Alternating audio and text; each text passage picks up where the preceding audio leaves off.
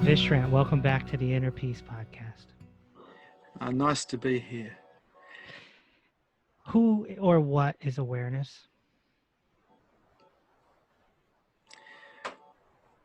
Everything is awareness. Everything is awareness. Everything is beingness. And this is where people make a mistake. They keep looking for it somewhere else outside of themselves. And we are that we are looking for. And we always have been that we are looking for. Without a thought, we're here. Pure awareness is here. Without a thought, it's always here. What happens when awareness becomes aware of itself? If that occurs in a human being, and it's ongoing, it is called enlightenment. And then that human being doesn't live as an ego anymore. They exist as beingness, which they already are. We are already that, but the ego drops. And so the sense of being a somebody or being an identity disappears, and there's this just vast space because the noisy one has gone. Earlier today, I had a gentleman on my podcast named Peter Panagor, and so he died in 1981, and he explains his experience as vastness of nothingness. Yeah. And a feeling of intense love and acceptance, but it was just dark nothingness, just like Gautama the Buddha talks about nothingness. No vision of his body's gone, dropped, right? That's this awareness, isn't it? It is. And when awareness is just on that, basically you exist as that. But when awareness is on that and also out here, you're living out here as well. As beingness, it's aware out here as well. So it's like having one foot in and one foot out. Making the transition from ego-based reality to being-based reality is difficult. But then making the transition from being-based reality and then being in the world is also difficult, because all the reference points that you used to judge the world by don't exist anymore. You're free of the mind. And so for me, it was fortunate that I actually had teachers in town when awakening was occurring, and I was able to sit with them and talk with them. So awareness was in, but it was also out at the same time. And then fortunately, in my circumstance, there was another man in Perth, West Australia, who had woken up, and I was able to sit with him every day for a year or so, and we'd converse. And basically, in a lot of ways, it's about practicing being out while being in, because you lose the human to a large degree. After awakening, I didn't blink. I just used to stare into space. And I didn't look away when I spoke to people. I just stare straight at them. And it was clear that it was intimidating to humans that there was someone so gone. And so I had to learn to be human-like to connect and communicate with humans. Which, when you think of it, it's bizarre, but really we're not the I, we're not the body, we're not the mind, we are beingness. And beingness is not human. Beingness is everything. Right. You know, we spoke on the phone just last week, I think it was, and you were saying that there was such a detachment from everything for you now. There has been for 21 years. Yeah. It took a week for my wife to really work out that what had happened was she had lost her husband. And that was very sad for her at the time, because the old Vishrant was no longer here. The mannerisms of the old Vishrant were still here, and the personality to some degree, but the one who thought he was Vishrant was no longer present. And in place of that, there was silence and stillness. So she felt like she'd lost her husband. Yeah. And so, I mean, you're a grandfather, you have puppies, right? Didn't you just get a puppy? Yeah. So how do you connect with children and puppies, and are you able to still be human like with them? Well, I know what to do. I know how to be in the world, because I was living as a human being for a lot of years, 45 years. So I knew what was expected of me as a human being. But really, it's just an act, because I'm a nobody going nowhere. But everybody is, but most people think there is somebody going somewhere. But if we take away our imagination, that's not true, because that somebody is made up of imagination, of reference points from the past projected to the future, none of which are real. So everybody's acting and pretending to be somebody, but most people don't realize they're acting or pretending. I know I'm acting and pretending. This is a role right now. Talking to you is a role. It's a role of someone who's supposed to be awake, but there's actually nobody here. The chair is empty. What happens when you close your eyes? This world doesn't exist anymore, and I go into the blackness or the vastness. But I'm using English to describe it. There's no I that goes in, there's just nothingness, but vast nothingness.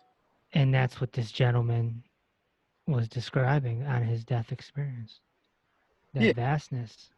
So that started occurring for me in 1987, but it wasn't until 1999 that was continuous every moment.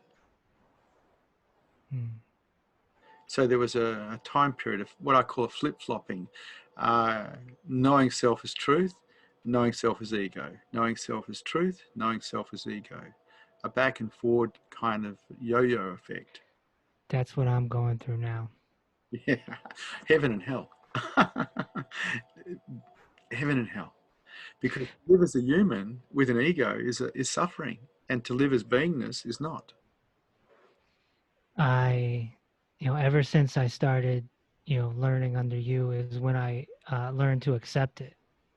Ah, In 2018, I had what you would call a satori or two uh, after I discovered Osho, right? hmm. And listening to his satsangs, he took me somewhere.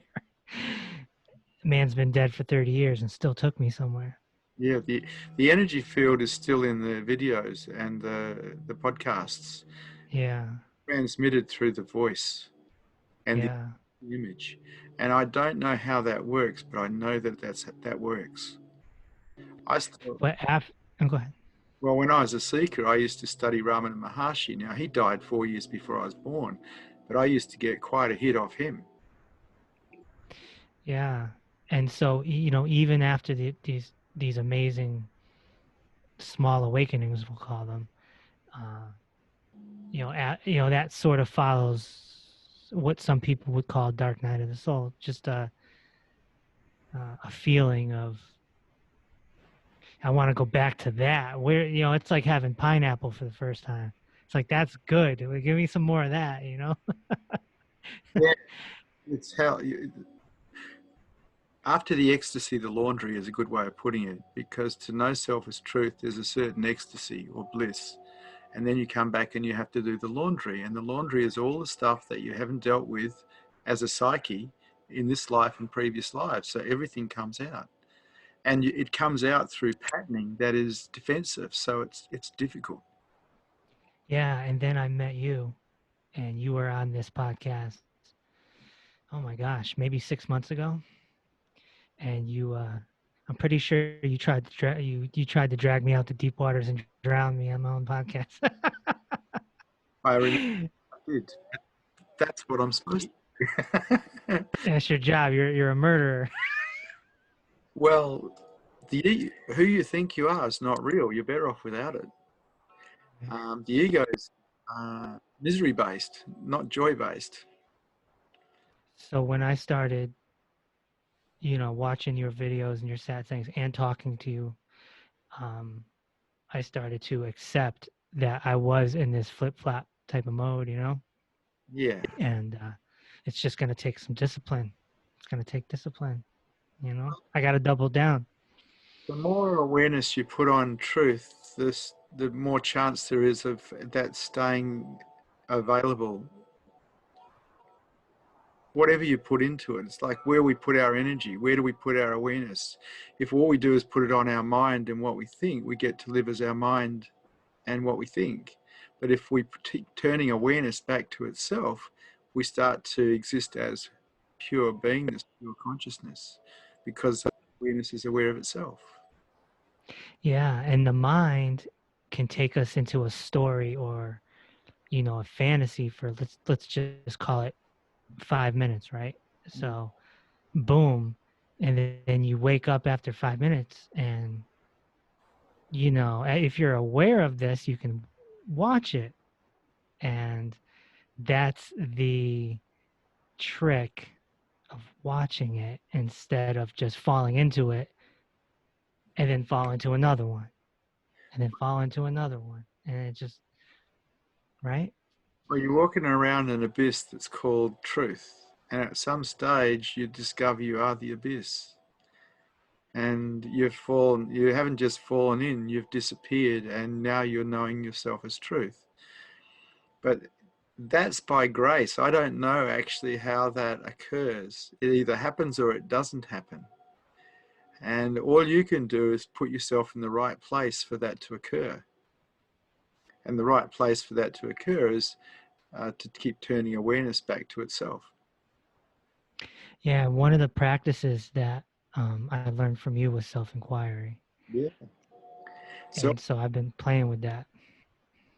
mm, see, if someone wakes up, they become a light on the planet so others can see. So my intention is to help as many lights happen as possible, because I think that unless this planet has more consciousness on it, it's pretty much doomed. Oh yeah. Lower consciousness is rife, and it's why we have wars and terrorism and rapes and murders and theft. And it's why we don't take care of the poor. It's why we have racism. It's why we have sexism. This is all lower consciousness. Higher consciousness is what affords change. So the revolution has to become inside of you so you can get free of all the limiting programs that have been put in you, so your mind will support truth instead of supporting lower consciousness. And so I take you out to the deep water and I'll leave you there. Why, self-inquiry, it's so interesting. I can go on a walk and catch myself thinking about whatever it is, and then I have to kind of stop it and say, hey, who's aware? What's aware? Yeah. Unless, Who's doing this thinking? What's going on here? unless of course awareness is already on it, so then you don't need to do that. Mm. See, that's the thing. It's like Ramana Maharshi was asked the question, when do I stop self-inquiring? And his answer was beautiful: when there is nobody left to inquire. Right. If somebody's doing self-inquiry, but they're still in a dreamlike state, they're going to be checking themselves quite a bit, right? I mean, it's going to happen time after time after time. That's why it needs to happen a lot. Self-inquiry needs to be continuous. If we're doing pure self-inquiry as a methodology to enlightenment, every thought that arises should be inquired into. Whence does this thought come? Who's aware of this thought? And this is pure Advaita Vedanta methodology. and this is towards the end of before awakening for me, that was my methodology. Every thought that was arose in the mind was challenged with who's aware. Mm. And of course, we need more, right? We need that meditation. We need witnessing the mind. Yeah, witnessing the mind. And openness. Openness is lovely. But you're talking about things that annihilate the ego. That's what you're talking about.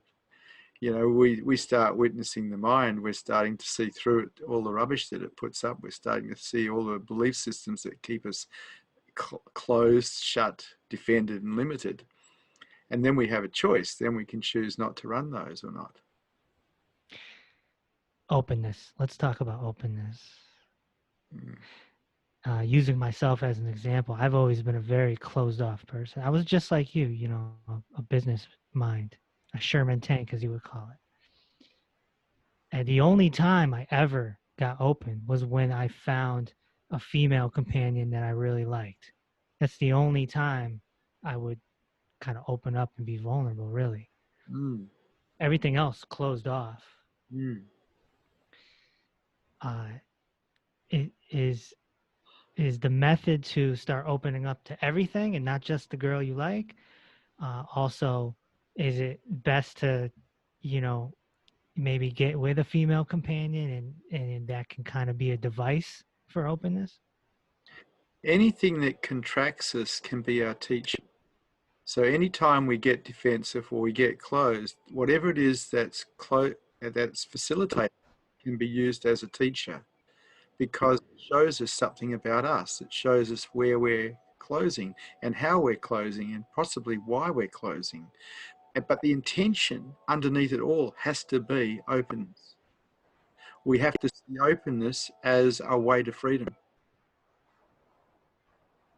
Do we have to be vulnerable? Yeah. We have to be uncomfortable. Well, human beings are uncomfortable, aren't they? So would a relationship be a device for that? I found that I learnt more about surrender through being in relationship than any other way, because the person that you're closest to is going to get you because you care about them. So they're likely to trigger you the most. And that gives you an opportunity to see how you're closed, where you're closed, why you're closed. And instead of being righteous and arrogant and defensive, you practice openness and see if you can't be more accepting, more open. You let go and you remove the belief systems that are involved in the closure. So I found relationships brilliant for practicing openness. It seems paradoxical too, because if awareness becomes aware of itself, then you become completely unattached, like you talked about with your wife. The attachment disappears as a result of awakening. Trying to be unattached before awakening is difficult because the mind is programmed to be attached, as the same as it's programmed to desire. But after awakening, attachments disappear because you are beingness. You're not this thing that gets attached anymore. The survival mechanism has dropped. There's just a space where it used to be. So along with that, you also lose all fear. Fear, which is a primary defense system for the body and mind, drops as well. And so you end up fearless, which is pretty cool. So so in doing that, the person that you're in a relationship with may end up suffering too, right? Everybody who's human suffers because of desires for things to be changed, things to be different. Everyone suffers. And because we get attached to things and then fear losing them, if we really examine the mind, if we watch the mind, we can see that it is actually a machine that's designed for suffering because of our constant desiring for things to be different, which is dissatisfaction. Right. The only way out of that really is to wake up to our true nature, to live as, or to exist as beingness rather than to live as an I. And so ultimate freedom is brought about by a revolution that the mind has against itself. I have found in my inner work and just observing everything that there seems to be two types of awakened people. One is sort of the super aware person that's in beingness, such as yourself, Osho, tons of Zen masters. You can see it. You can sit there and everything's all good. The other type that I've noticed, and they might not be fully awakened, but they're definitely higher consciousness at least. They're just a ball of light. Like they just want to hug everybody. And I just had a guy on the podcast just like that. And he was like a puppy. He was just beaming and just total joy.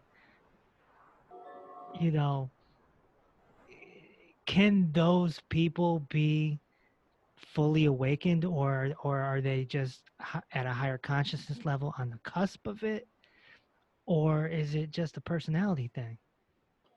An awake person can be anything. You know, that's because the identity's gone.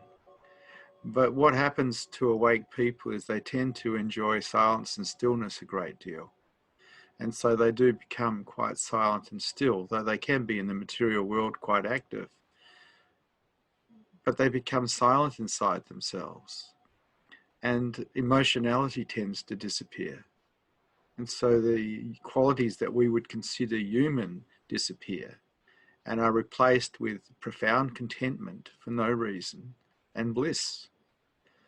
And so people who are awake do tend to be a little different. They don't tend to be gushy or all over the place. They tend to be quite still and silent. Though before awakening, a person who's trained the mind to be accepting can be very exuberant, and very loving and very caring because they have a lot of love in their life, because the obstacles that are in the way of love are out of the way. And this is higher consciousness. And so higher consciousness is brilliant because it affords you out of suffering to a large degree, and it affords you love. And higher consciousness would be considered the level before full enlightenment. Yes. Higher consciousness is still within the mind. Then there's super consciousness, which is beyond the mind. That's when that's aware of the mind becomes aware of itself in a continuing manner.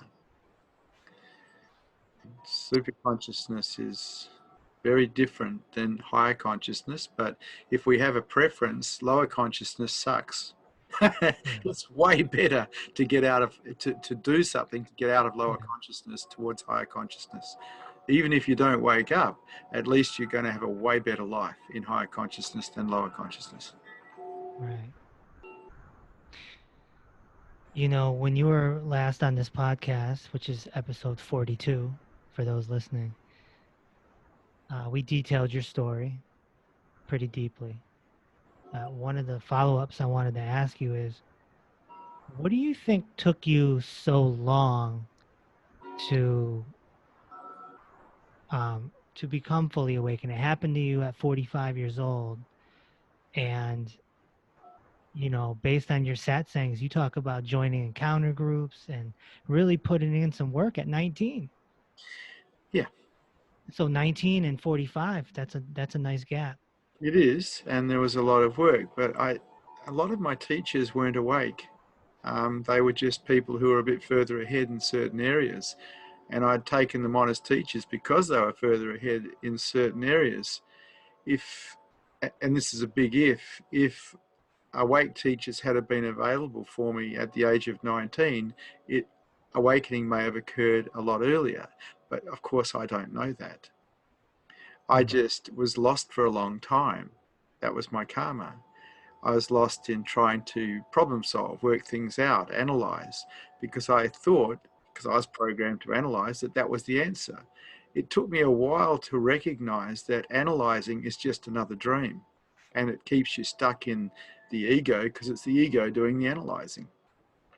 So I collected knowledge like most spiritual seekers do, from Osho and from every other teacher that I could. And I studied those videos and those tapes and collected knowledge and knew a lot about enlightenment, but it doesn't do anything for you. The only thing that works is practice. That self-inquiry, the practice of openness, the practice of meditation, these things work. Collecting knowledge doesn't. It doesn't make you more conscious. It doesn't do anything for your consciousness levels, actually. But we're led to believe it does. So the big trap for seekers is actually collecting knowledge and thinking they can do it by themselves. It's not true. A mystic is based on firsthand information, right? Yeah, the direct experiencing of whatever it is for self, rather than the collection of anything from anywhere else. Yeah. That's hard for us to make the changeover, because when we went to school, you became a doctor as a result of studying, remembering things, and passing exams. And that's how people approach spirituality as well, but it's an incorrect approach because it doesn't work. What works is practice. You practice openness, you practice meditation, you practice self-inquiry, you practice the things that raise your consciousness levels to a level that you can actually then have super consciousness. And during that practice, you annihilate the I. Yeah, I like to say it's a transformation from I to be. Well, the I never really existed in the first place. You try finding the I. Look, see if you can find the I. You won't find it anywhere. It doesn't exist. Imagination. It's just imagination. So there's no real transformation. There's an absence. Right. A remembering, maybe. Not even there's another trap. People think they can remember. They think they can remember being awake. Well, yeah, if you've ever been awake before, you might be able to remember it. But that's highly unlikely. If you were awake before, you'd be awake now. So that's a new age idea that I don't go along with. You can't remember who you are if you've never known yourself as truth. You know, you once told me that there are some things that happen that you can't explain.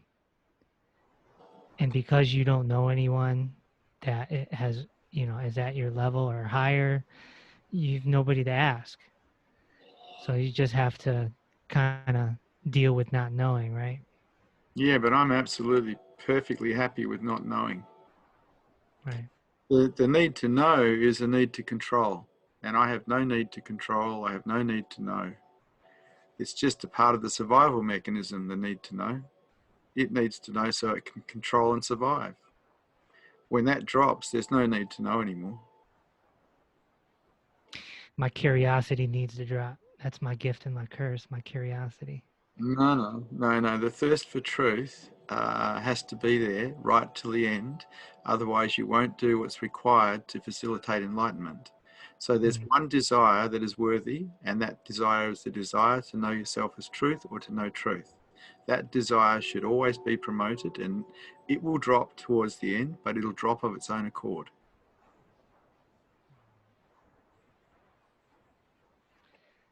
I just recently had Vina Schlegel on the podcast. She lived with Osho for 19 years.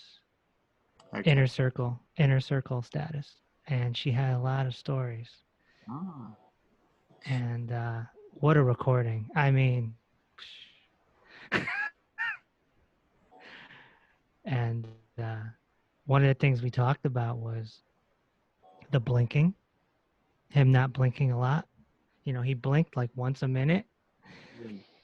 And he sat there in his satsangs with his leg crossed for almost 2 hours at a clip. That's right. Never moved his leg. No. How is that humanly possible? He wasn't human. It's the only explanation, right? He was just beingness. That's right. He's just beingness, and the human was gone. And he spent a lot of time gone. I started disappearing about 13, 14 years ago from being out here. And so I put a lot of things in play that kept me out here, because I could see that I was moving into a more sattvic stage of enlightenment. And I didn't want to be ineffective for my Sangha or my children who were still growing. So I actually put a lot of things in place to keep my awareness out here. I kept myself busy out here because the pull back in is very strong. Mm. So I started riding motorbikes again, and started getting involved in training people in martial arts again, medieval martial arts, which Mm. is teaching people how to be present to reality. Most people are dreaming. And so when you can get them to come back to reality, whatever works to get them to come back to reality is reclaiming reality from the dream that most adults are lost in. But for me, I was just disappearing too rapidly. And I felt that it would be better for everybody that I was being a light for to be out here more. And so I looked at Osho and I could see that he was really gone. He is gone, gone, gone, gone beyond. And if I shut my eyes, there I go. But if I spend an afternoon by myself, I lose the ability to use language. I can't talk anymore. And so I have people around me a lot who keep me out so I can continue to operate out here. Yeah. And we've talked about this on the podcast a lot. A lot of masters need something to keep them grounded, keep them earthly. Sometimes it's food. Sometimes it's on a motorbike. Sometimes it's, whatever it is, it just, I got you. I'm picking up what you're putting down. Yeah, well, I still do. I drink cups of tea during satsang, which I sip because my satsangs are usually 2 hours. And the cup of tea keeps me out. The flavor, the heat, the taste, it keeps me out and allows me to be more available to whoever's talking to me in satsang. So we were talking about the body, your body, sort of um, and not being grounded, and it just kind of floats away if you don't ground it with something, right? And we talked about Osho as well. It seems that way, yeah. The association with the body's limited. It, Does that mean you can handle pain very well? yeah, yeah. I disassociated to a level where I don't actually react to pain. Um, Though I am relatively grounded in my body, because before awakening, I did a lot, for years and years, I did a lot of physical activities that allowed me to get into my body. So when awakening occurred, I was very grounded in my body as far as awareness locked in the body. See, a lot of people get grounded in their minds, but I preferred the groundedness in the body because it's less problematic. To be grounded in your mind, you're really lost in a dream world in a lot of ways.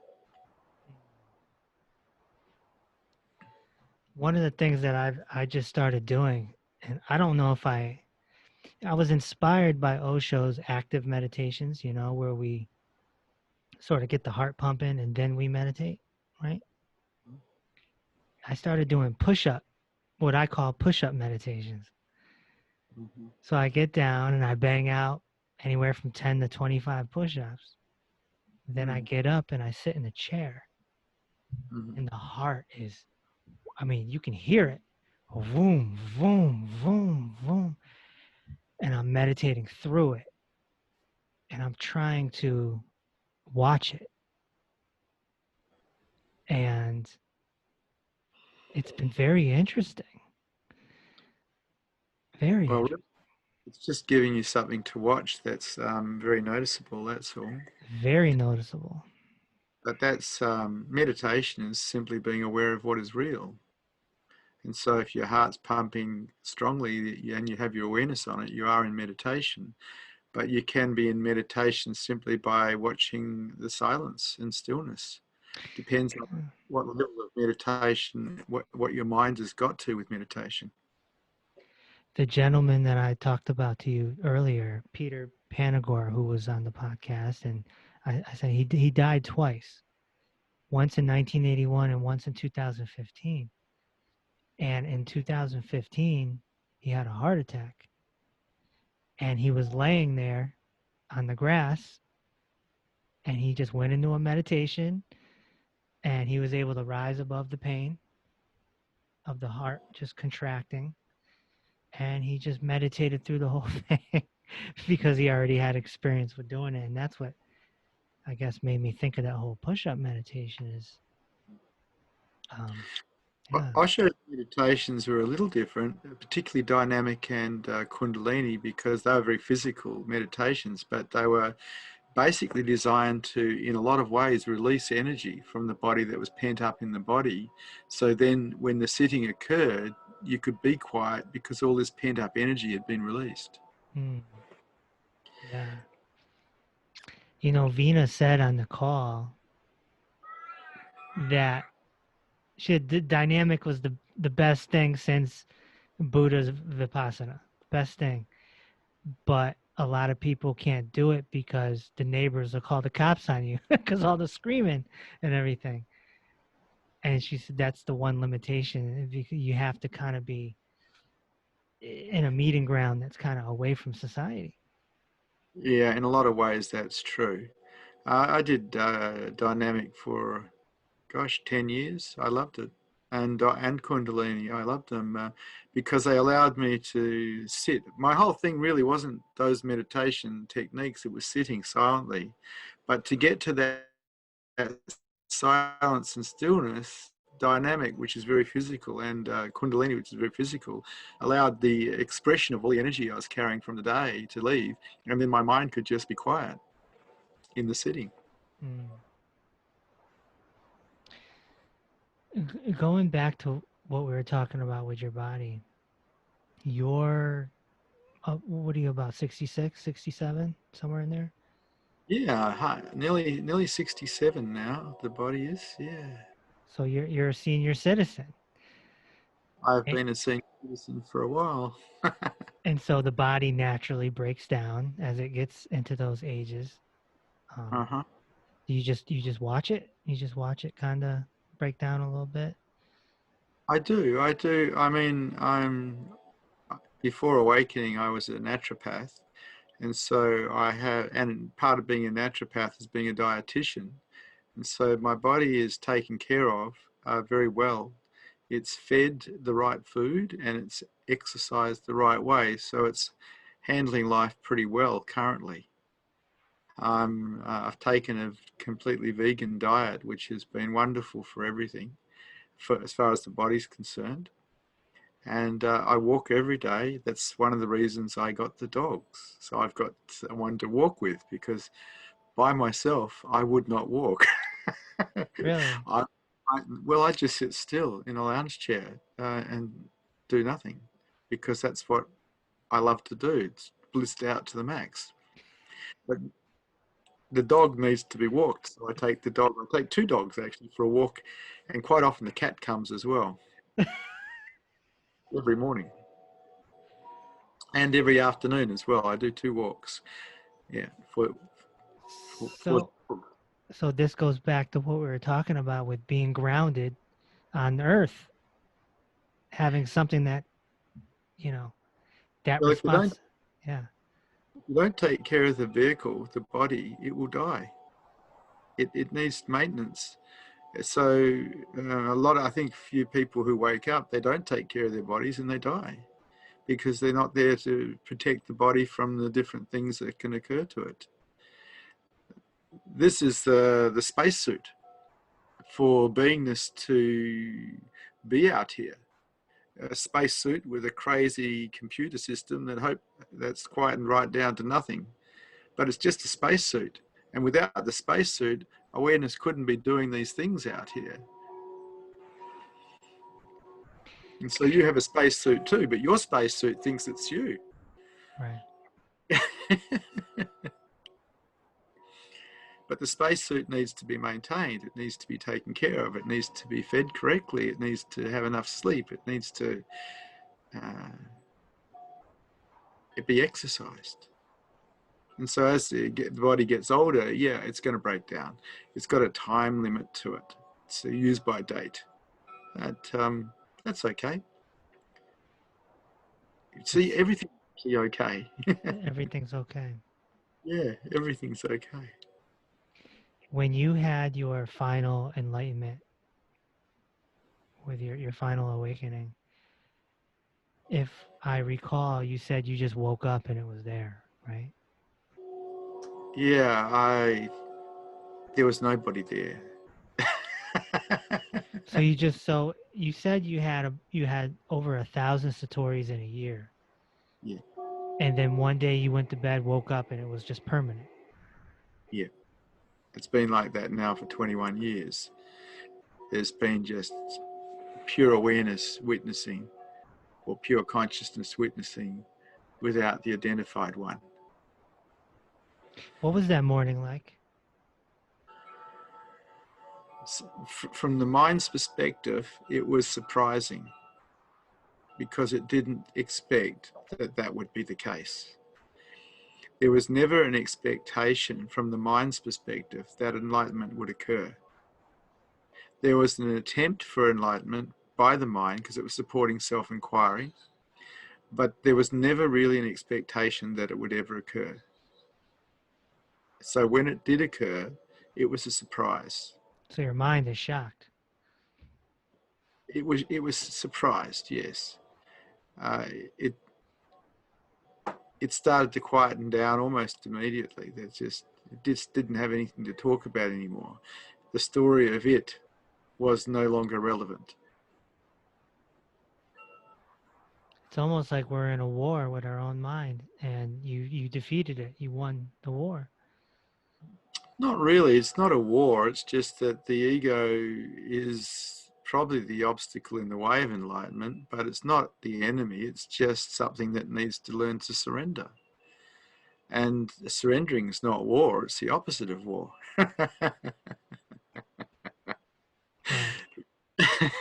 War is trying to survive. Like training a dog. Surrender is the end of the battle. It's over. The Buddha sat under the Bodhi tree and surrendered and woke up. I think that's what happens with everybody who wakes up. The mind surrenders and awakening occurs. And then it only works as a tool. Well, it's like a tool in a toolbox. It's brought out when it's needed and it's put back in when it's not. So 99.9% of the time it stays quiet because it's not needed. But you need it for this conversation. Not in the way you would think. I'm not actually thinking. The words are coming from the nothingness because this is all automatic for me. It's been done so many times before. Like riding a push bike. There's no need to think about riding a push bike. You just ride it because you've done it so many times before. Or talking to someone about spirituality, I've done thousands and thousands and thousands of times before. So, and my mind doesn't edit itself, so there's a total trust in what's being said. There's no editor, there's no being careful. It just happens automatically. Can others notice? I mean, I'm not talking about disciples or, your close family and friends. I mean, if you're in a supermarket or something like that, do you think others can notice or they just walk by? No, they notice. They notice. And the reason they notice is usually if I'm engaging them in some way, like the girl at the cashier at the supermarket or at a restaurant, they lose their mind. And they have problems using a till, or they have problems talking, or they make claims that, oh, I've forgotten what I was doing. Because basically the energy field of anybody who's awake starts to dissolve the mind of anyone they come in contact with. It starts to expand the mind. And so people do notice. But they don't know what they notice. They don't know what they notice. I was just about to say that. What I find, though, is they become very generous. a lot of people just want to give me things. People I don't know, strangers. And I think it's because of the energy field that's been carried. They just like it, but they don't know why. Hmm. Because I don't wear a T-shirt that says, "Hey, I'm enlightened." Right. That'd be funny. That would be hilarious. And so from 45, go ahead. I uh, uh, I'm enlightened. Ask me how. Ask me how. A call to action, right? Yeah. It's good marketing. Uh-huh. You know, so from 45 years old when this happened to you to, you know, into your 60s, you're saying that it's expanded. It just keeps expanding. Well, more of my mind becomes unavailable, actually. That's a better way to put it, because my mind is affected by the energy field here as well, affected in a way that it's constantly being expanded.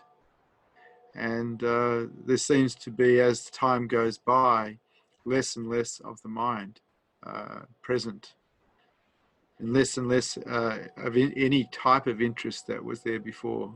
It's all just disappears. And so, you know, people talk about wanting to go traveling, or, you know, getting out there in the country and having a look around. Well, it's just all that motivation is totally gone. Right here, right now is good enough. Nothing needs to change. Many times I experience uh, just what I call buzzing vibration. It's usually right here, and then it happens here. Sometimes the whole face. Sometimes it feels like something's gonna break out, like my skull and my skin are just gonna open up, and something's just gonna come out. Um, it comes and it goes. So, have you seen the movie Alien? I know what scene you're talking about. I think you're talking about your third eye. Just. Yeah, Hmm. this has been happening for 8 years, Hmm. and I'm just kind of learning how to control it a little. I don't want to use the word control. You know what I mean. Though I'm learning how to harness it. Um, when I can place my awareness here with my eyes closed, I can actually get it to start buzzing. Uh-huh. Um, I don't know what it means totally. Do you ever get a feeling of something around your head, like around your crown, around here? No, You don't. Okay, you get this though, the third eye. in the nose. Okay, It always starts in the nose. I don't know why. just put awareness there. Don't do anything else. Just put awareness on it. That's all. Third eye. It's nice if the crown starts to open, but that you might need to be uh, in a satsang for that to occur. For me, that's how that occurred. I started getting those openings in satsang with Osho. The third eye started to open, and it felt a bit like a torpedo coming out. And the crown started to, I felt this pressure around my head, which was the crown opening. And that was happening in Osho's presence. And um, that kind of gives you a connection to everything. Well, there was one night that I went to sleep with Osho Satsang on the recorder. This is back again, 2018, and um, I woke up in the middle of the night and my whole body was buzzing. Yeah. The whole thing. I still to this day I don't know if it was internal or external. I don't know if something was showering down on me or it was me protruding out, but the whole body was vibrating and I was fully awake, and I had to tell myself, just surrender to it, whatever it is. I don't know what Yeah. it is, but just surrender to it. So you can always ask yourself the question, what's aware? I didn't know because about self-inquiry back then. that's still an appearance in who you are, Right. rather than who you are. It's an experience, and experiences appear in who you are. They're not who you are. Yeah. So we probably shouldn't get too caught up in these things, right? And then seeing lights and things like that, right? Because those are just things on the road, on the path. They're just things you're going to witness on the path, right? They're not. The Buddha on the path that needs to be killed. Yeah. Because we relate everything back to that, we're caught in our minds again. Right. And so we forget we forget our spiritual experiences so we can be fresh to this moment. As long as we're dragging the past in, we're not fresh to this moment. So the expression to kill the Buddha on the path is to forget those things, to let them go, and make it available for what's here now rather than what's happened before. Right. Back and forth. Here and now.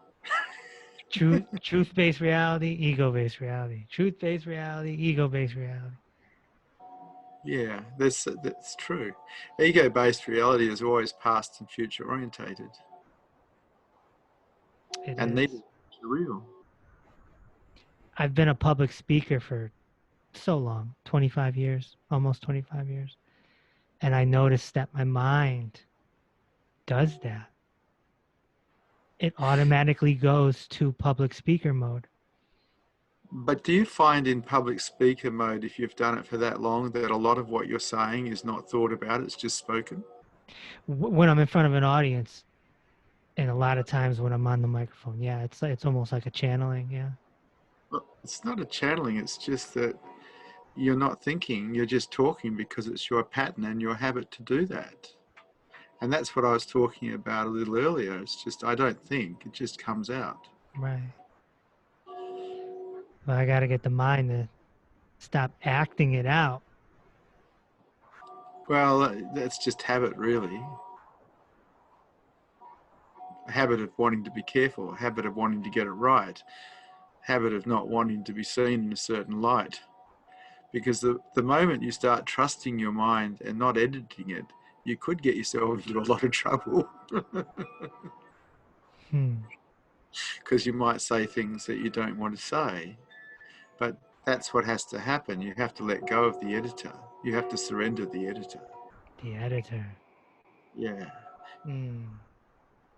But my mind also does it even if I don't have a presentation coming up. It just makes up its own. It creates its own seminars. Sure. It's creative. Very creative. Yeah. All I can do is just, who's aware? Who's thinking of that? Well, let's have a look right now. What's happening in your head right now? Not much. No, I didn't think so. I was registering you as pretty empty. And this is what happens to people that I talk to. Their mind goes empty and then they haven't got much to say. And so and then there's a lot of silence. Right. And this is what happened to me when I was with Osho. My mind would go silent. It happened with the Advaita Vedanta teachers that I met as well. My mind would go silent. And in that silence, there's so much seeing because there's so much clarity. Well, the mind's constantly talking to itself. There is actually too many filters to have that much clarity. It is. It can be tricky to be an interviewer and be empty because you got to think of the next question. No. Well, that's what happened to me with Osho because I interviewed him Right. for 40 minutes in 1985 and I could not think for the life of me. I had a list of questions which I could read to him, but I couldn't even hear him. My mind was too gone. It's gone. I also want to say, because you told this story on episode 42 when you were on my podcast, and then you've told it on your satsangs as well. But I finally saw the video. I finally saw it. I got to see young 30-something-year-old Vishrant, all full of spunk, And I was like, wow. I saved it too. I saved it on Facebook so I can go back. It's pretty I was cool. 31 years old, and that was Osho blew my mind, and that was the beginning of the end of Vishrant. Because the Vishrant that did the interview was an arrogant, righteous, full of himself type of person who eventually got annihilated in Osho's washing machine.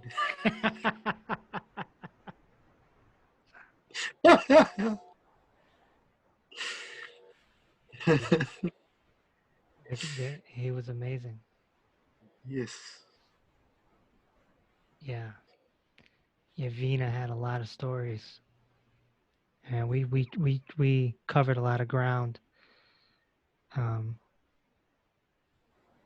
and when it comes out, I think she's gonna send it to a lot of the Osho channels and see who picks it up, because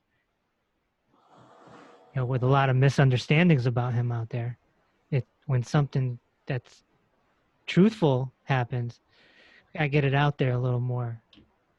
Well, I did an interview with a man called Swaham Mhm. about a month ago, and we put that up on Facebook, and I think we had 52,000 views of that particular one, which was pretty good because there's so much negativity out there about Osho. It was nice to put some positivity out there about him. Yeah, yeah.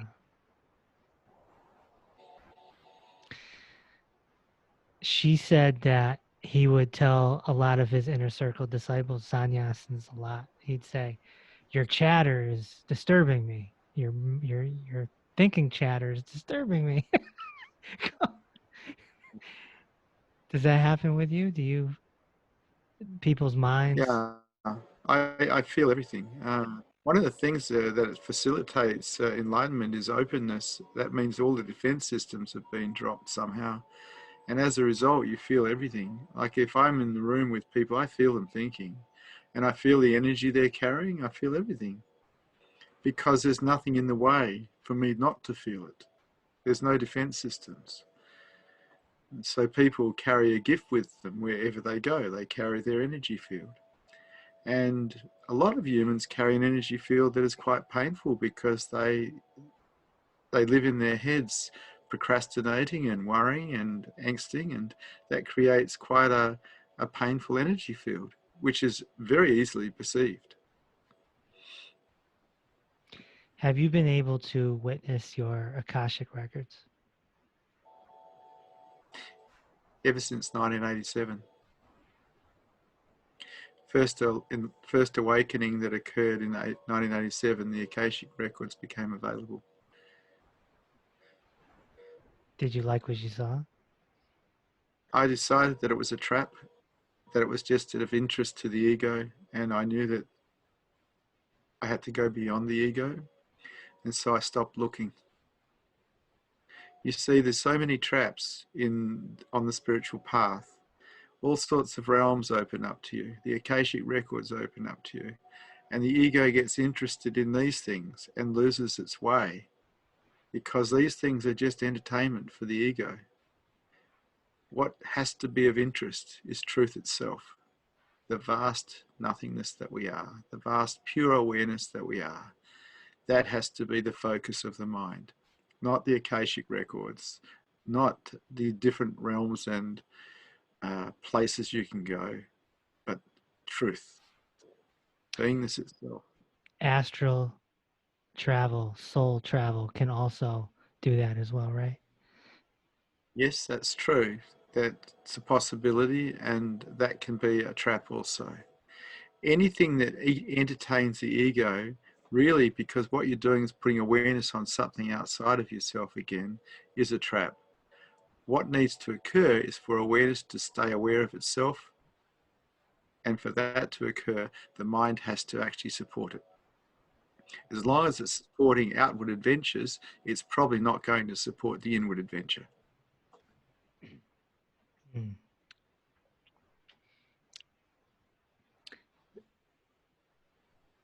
Do you what do you foresee? Well, that's the wrong word. What's going to happen to the Vishrant Buddhist Society, when you're gone? I don't mind. You don't mind? No. The Vishrant Buddhist Society is currently a vehicle for higher consciousness for those that get involved. And it's working to that end. What happens to it in the future is none of my business. We once talked, and we had to talk about business because I was, again, hopping back and forth from this flip-flopping thing. Sometimes I felt like I didn't want to do any work. I just wanted to sit there and meditate, right? But you said, I'm paraphrasing, but you said, you just build a big old sandcastle. And as much work as it takes, you build your sandcastle. But the waves are going to come destroy it anyway. That's right. So nothing's permanent. Everything that's built falls down, and everything that's born dies, and that's okay. And so we've been building a sandcastle here, a society that aids higher consciousness. But it's just a sandcastle. If it lasts, it lasts. If it doesn't, it doesn't. It doesn't matter. It's just a lot of fun building it. And we need to, if we're going to be in the marketplace, we have to make money. That's the rule. It's the rule. So we have to build, everyone has to build their little sandcastle somehow, right? Well, I've got a better way of looking at it than that. You see, if you're going to have to be here at all, the best way to be here is in service.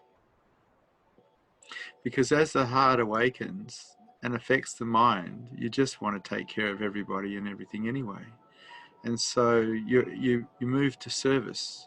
You try to help everyone and everything because you want to, because that's your love affair. And part of that is building a vehicle for me, for higher consciousness for others. So they may get out of the suffering. They may find themselves as truth. Now, whether that lasts or not is irrelevant because there's only now anyway. And it's happening right now. Right now, since we started speaking,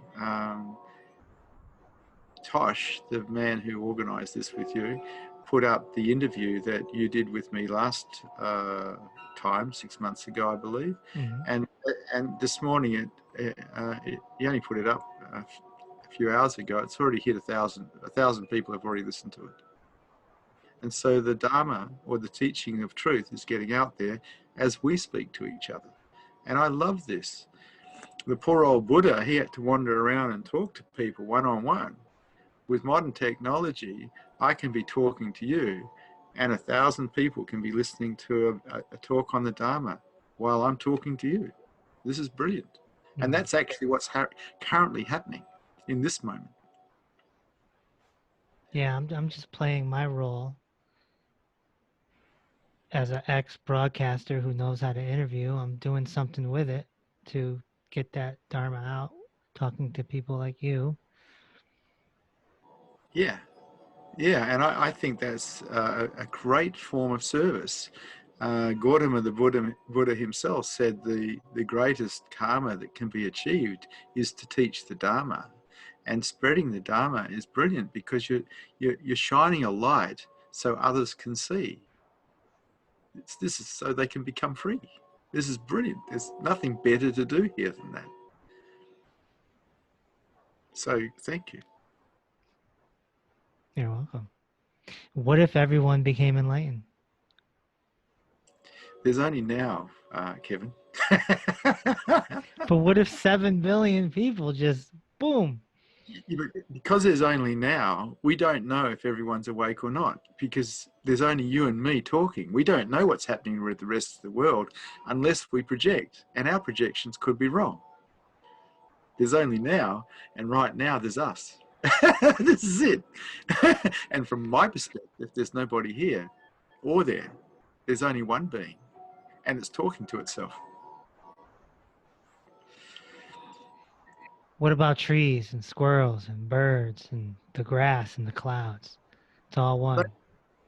well, they don't talk the same way, but I can hear the wind blowing outside right now. If I look out this window here, I can see the trees are moving because they're being moved by the wind that's blowing, and underneath there's a set of gongs going off because the wind is blowing the chimes. They're perfect as they are, but everything is perfect as it is. Even the misery is perfect as it is. It's like there isn't any mistakes. It is perfection upon perfection upon perfection, which sometimes makes me wonder why I even hold satsang. But I love to be in service. I love to be in service. It's just my love affair with humanity. It's my love affair with life. Well, it also keeps you grounded.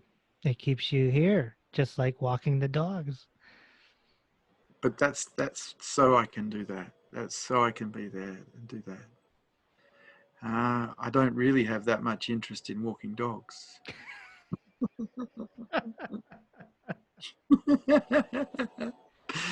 Hmm.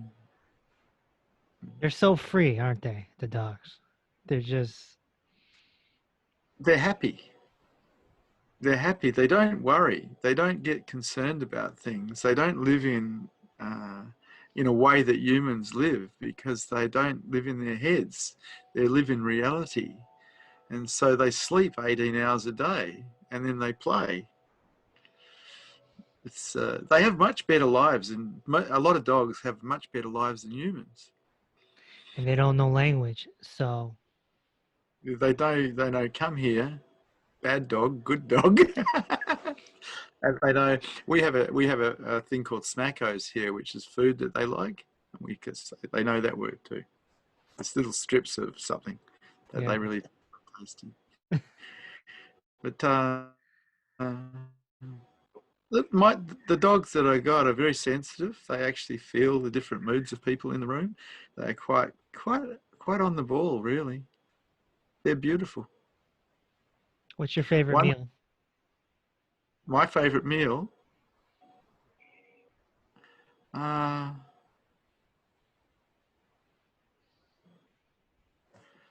I eat a very limited diet. Um, I, I have muesli for breakfast, which is bircher muesli, which is soaked muesli with blueberries, and I love that. And when I'm eating that, I love that. So at that moment, that is my favorite meal. And then at lunchtime, I might have fried rice or Thai green curry or something. And when I'm with that, I love that. That's my favorite meal. I gotcha. So when you ask me what's my favorite meal, whatever I'm eating at any given moment is my favorite meal. Understood.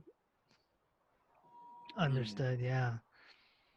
Yeah. I was, going back to the animals. I was watching a cat the other day through the window, and it was just roaming.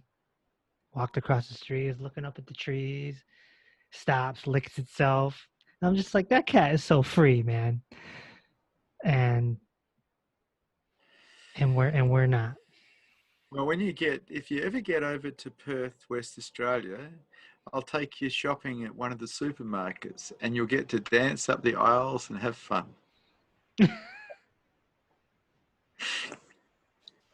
When there's no pandemic, because I know you America. got a pandemic happening very strongly where you live. Oh In yeah, Perth, we currently don't have the coronavirus, so the restrictions aren't here, which is really cool.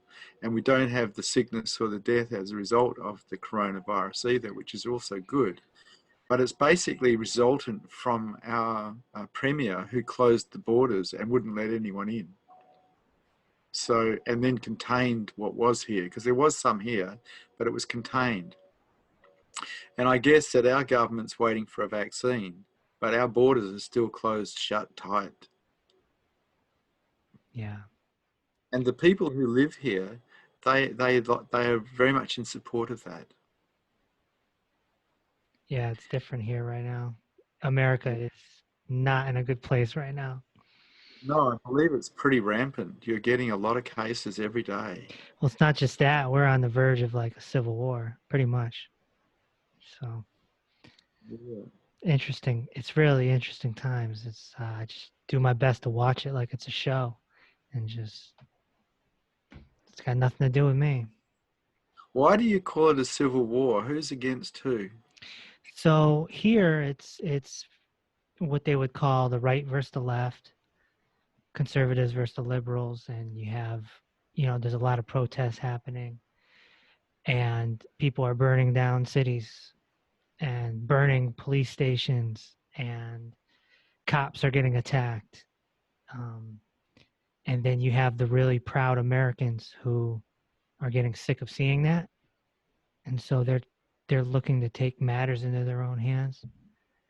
And Vigilante. yep, yep, Oh. yep. Yeah, I don't watch commercial television, so I am out of touch with a lot of what's happening in the world. Hmm. Um, that's terrible. Yeah, yeah. This is, supposed to be the top country, as they say, but it's not right now. Uh-huh. How close are they and what are the riots about? What are they protesting currently? I know that they were protesting a while back about police officers killing a black man on the Yeah, streets. yeah. It's racism, social Race, injustice. social injustice. Yep, Yeah. Well, yep. that's all lower consciousness stuff. You see, you go higher in consciousness, there's no such thing as racism or sexism. Nope. That's just ridiculous. Right. We're all one. But in lower consciousness, there's all this prejudice. Yeah, so This is it's pretty much cops, police versus people that think there's a problem with police, and then you have the people who support the two sides, and then it becomes this, right, a fight, one side, and it's building and building and building and building, and then it's an election year, so and the flashpoint was that American black man who was killed by the police. That was the yes, flashpoint. on camera. Yep. Yeah, well, racism is bad news. You know, we are all Yes. one. We are all We're all one. mm, We're all made from the same stuff, man. same stuff. Yeah, yeah, yeah.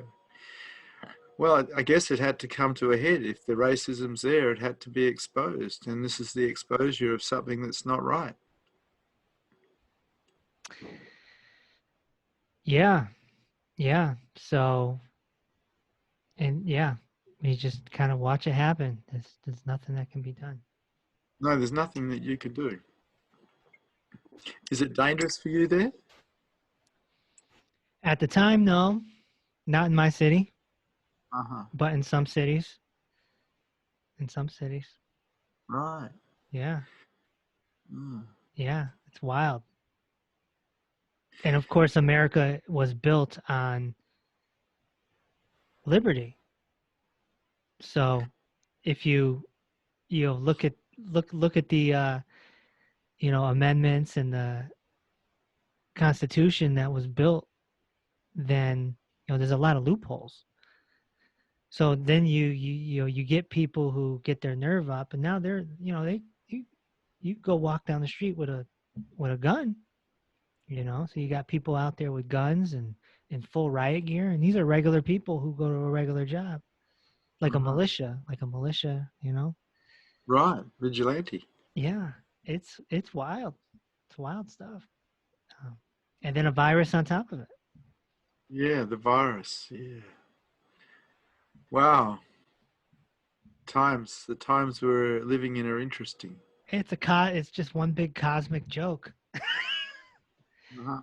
Well, when you get a chance, come to Perth. We don't do that sort of thing here. West Australia. Oh dear.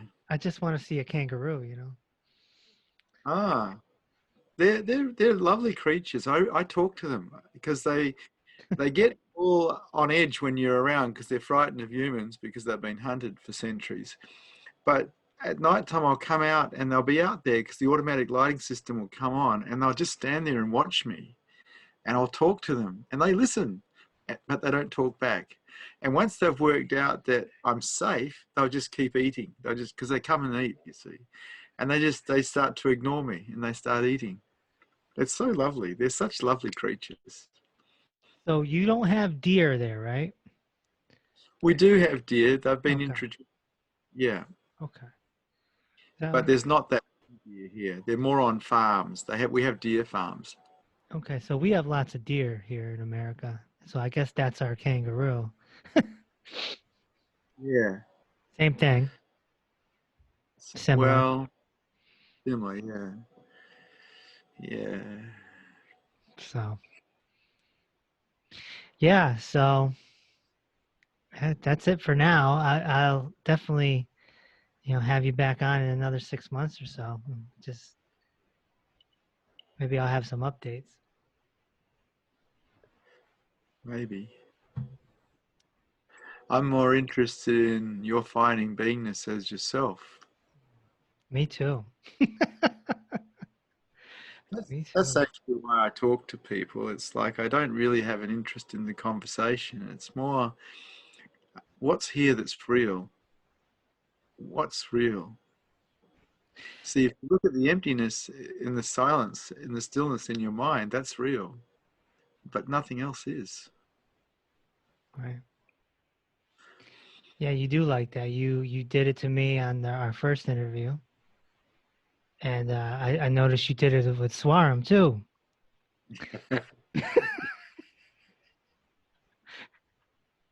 Yes. What else to do?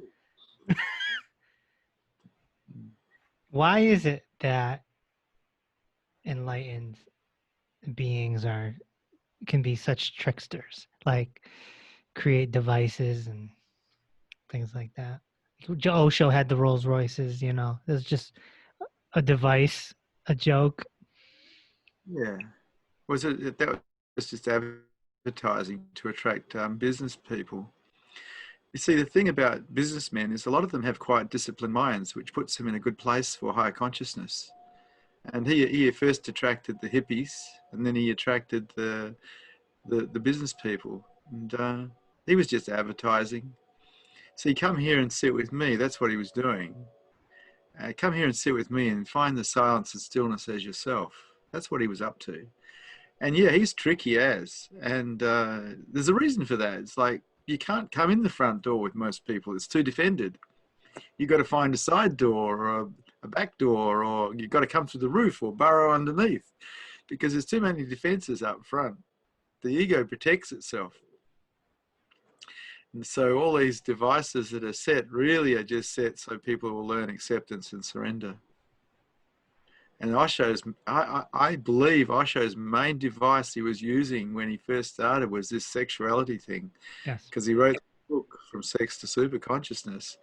And he said, why don't you all play with each other? Why be settling for Italian when you can have Chinese one night and Greek another night and all these different types of meal? And he was talking about sexuality.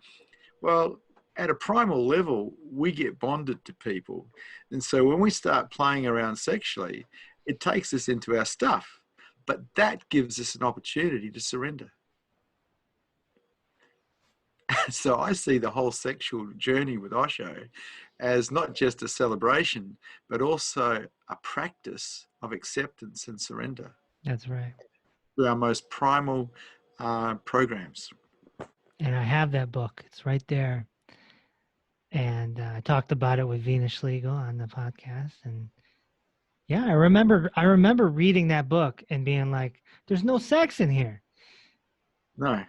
I mean, it's the concept of sex is talked about, but there's no like tips and tricks or anything like that. No, it was a trick. It was a come and sit with me trick.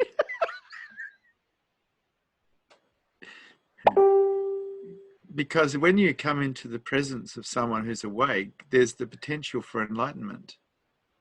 And so Osho, I remember being at the ranch with him, and there would have been 20,000 people in front of him. Amazing, amazing amount of people. And he's just radiating beingness. And if someone's ready, that's enough. If they're not ready, it's not enough. But if they're ready, it's enough. It takes them over the edge. Here's a random thing that just crossed my mind. She said that Osho sometimes would lose anywhere from 2 to 5 pounds after a satsang because Uh-huh. there was so much energy being used. Yeah, he had 3 air conditioners on him. I think he got overheated by the amount of energy that he was taking on from his sannyasins. You see, energy flows from full to empty. And most human beings are relatively full because of how they think. And so they're full of certain pain bodies and densities. Whereas Osho was absolutely empty. So energy would have been flowing into him from all his sannyasins constantly. Mm. And I think it overheated him because of the rapid nature of the energy coming in. And I think that's why he needed the air conditioning. When I interviewed him, the room was zero. You know, like we were led into a room with 20 odd people there, but the temperature in the room was zero. It was freezing. And I think that that's what he needed to feel comfortable with the amount of energy that he was taking off people in close proximity. She also said that, I mean, he was diligent about his nap. He had to take his nap every day. And I Uh-huh. asked her why. Why was that nap? And she said, I think he had to regenerate. That Uh-huh. was how he got his battery back up because he was putting out so much energy by just sitting I, there. that's her perception of it. I don't think that's true. I Okay. think more than likely he was taking on a lot of density from people around him and it was wasting him. Mm, You see, when energy comes in rapidly, it's actually physically painful. Now, he wouldn't have been registering that pain because he was surrendered, but the body would have been affected by it. mm. This is why I think he had the air conditioners on him all the time as well. And so the body would have been wrecked by the amount of energy coming in rather than the amount of energy going out.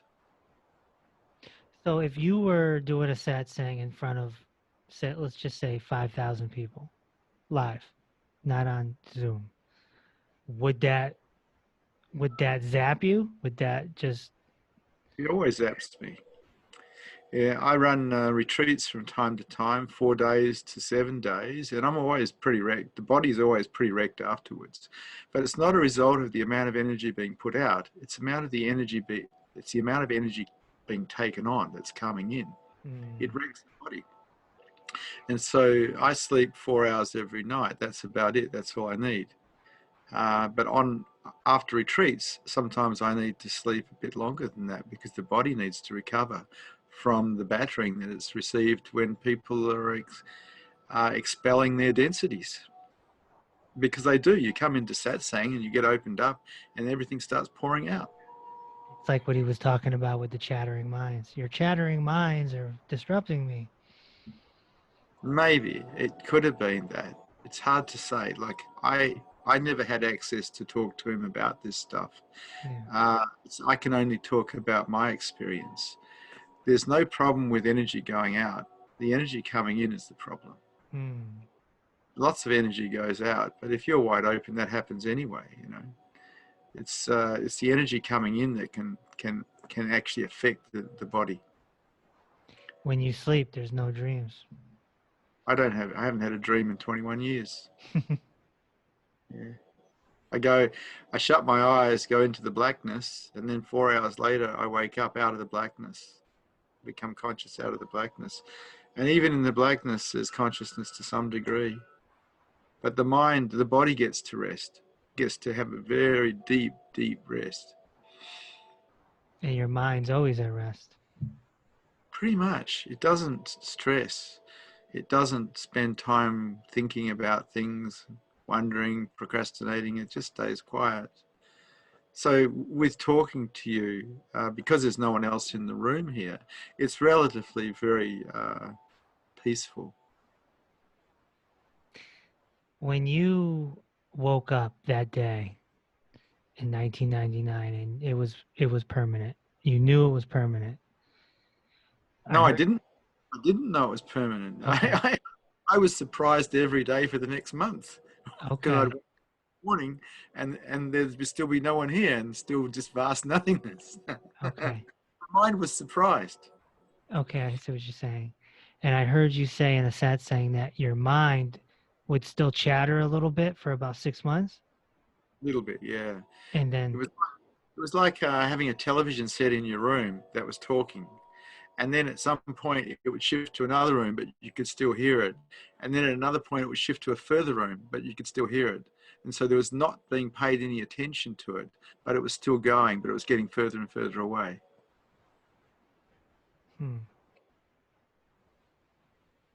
Interesting. Sounds lovely. Yeah, look, not being involved in the mind is lovely. The mind is problematic because we were all programmed and trained to solve problems. That's what we went to school to learn to do, and that becomes our default pattern for life. Then we spend our life looking for and solving problems, and that's not happiness. In fact, it's discontentment. Not just that, but every television show and movie we see is based on problems. Yes, it is. That's what makes it interesting. If they had television programs without problems, we wouldn't be interested in them. So we're living in a society that's based on problems. Well, you have a look at the news. The news is always negative because that's what interests people, problems. And if they see other people with problems, it makes them feel a little bit better about their own life because they don't have the problems. And so the news has always got negativity in it, not much positivity, because it's what people want to see.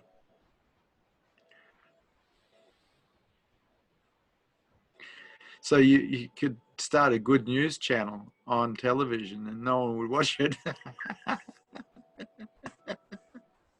Nobody would watch it. Yeah. Whereas at the moment, I imagine in America, because of the riots and the trouble and the virus, people are watching television a great deal because it's interesting. It's full of problems. Your wind chimes sound lovely. You can hear them. Yeah, they're really big ones, those ones. They're almost 6 foot long, some of them. Wow. Yeah. They're because I'm underneath. I'm in a room that has space underneath it. It's like an undercroft, and the chimes are hanging under the room, and the room is made of wood. It's made of jarrah, which is a wood, and so the chimes come through the floorboards.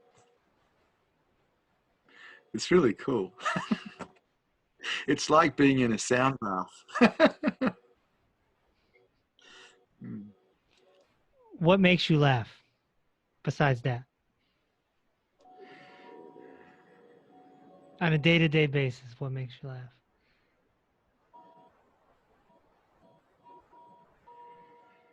You know, I find pretty much everything funny.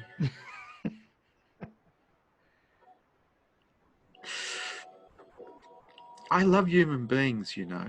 I just love human beings. I love talking to you. You make me laugh, but not in a cynical way, in a joyous way. For me, laughter is a part of communication, a part of the celebration of life. And it breaks the mind patterns. So I see all the comedians on the planet as gifts because they're helping people get out of their heads. And so laughter is a celebration of just being. Why Osho told jokes. He did. He told a lot of jokes. I find that I don't laugh much when I'm by myself. I just very silent and very still. But when I'm in the company of human beings, there's a fair bit of laughter. It's play because there's 7 billion people or 7.5 billion people on the planet now, and they've all been put here to play with. You just have to be a little careful because most of them don't know that. How do you know when to hit someone with the Zen stick? Hitting someone with a Zen stick, that term's a little bit violent for me. Telling someone the truth that they might not prefer to hear could be considered hitting someone with a Zen stick. And for me, if someone is a student of mine, they've taken sannyas, I will tell them the truth. But if they're not a student of mine, I'm not likely to tell them anything.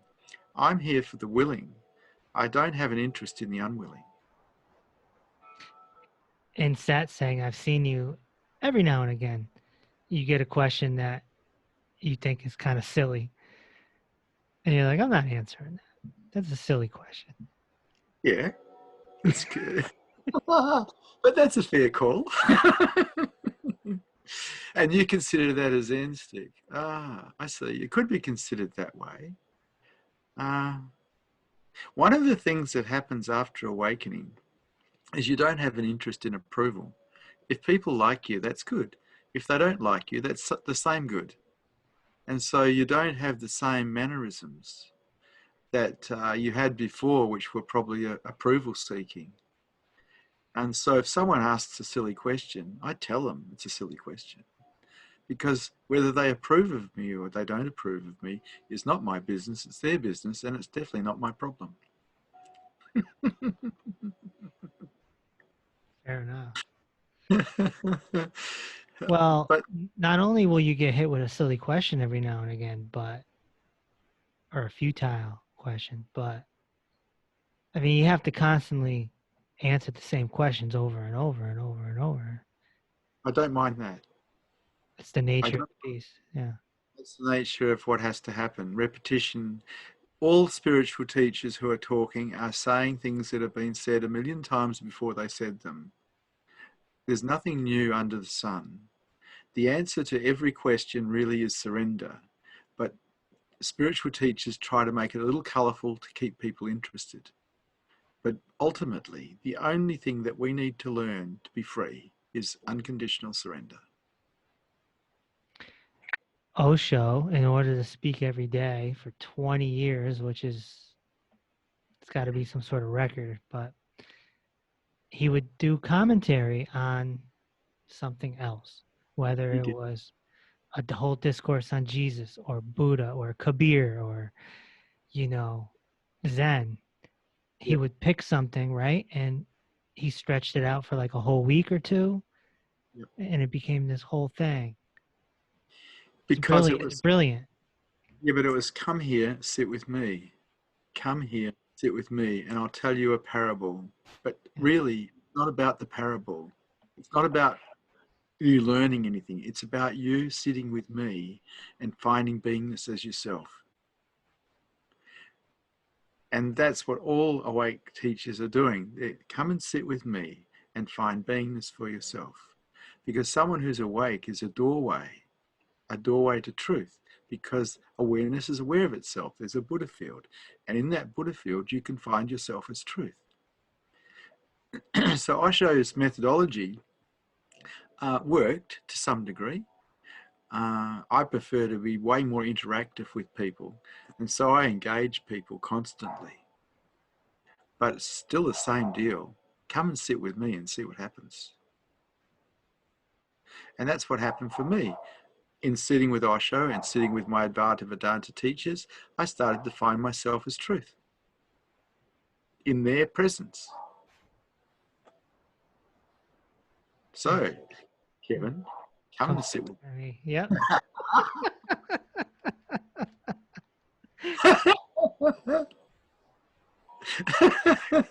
It'll happen.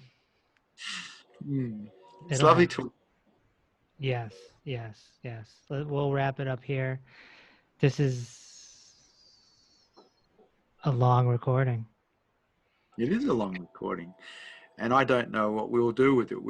Our people will probably edit it, and you'll probably edit it. Mm-hmm. We'll have to have a look and see which version comes out the best. I'm wondering if we can get the lip sync right when we put words in your mouth. Or you can take both and put them together and have one long.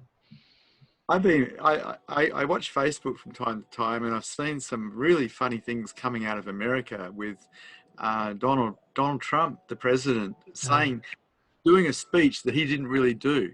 They're putting words in his mouth and having him lip smooth. It's so funny to watch. You Americans, you get up to some very creative things. Americans are obsessed with entertainment, and distractions. Ah, yeah, distractions. Well, the whole of life is a distraction from the truth. You put your awareness on the silence and the stillness, you can trust it. It doesn't lie. Well said. We'll end it there.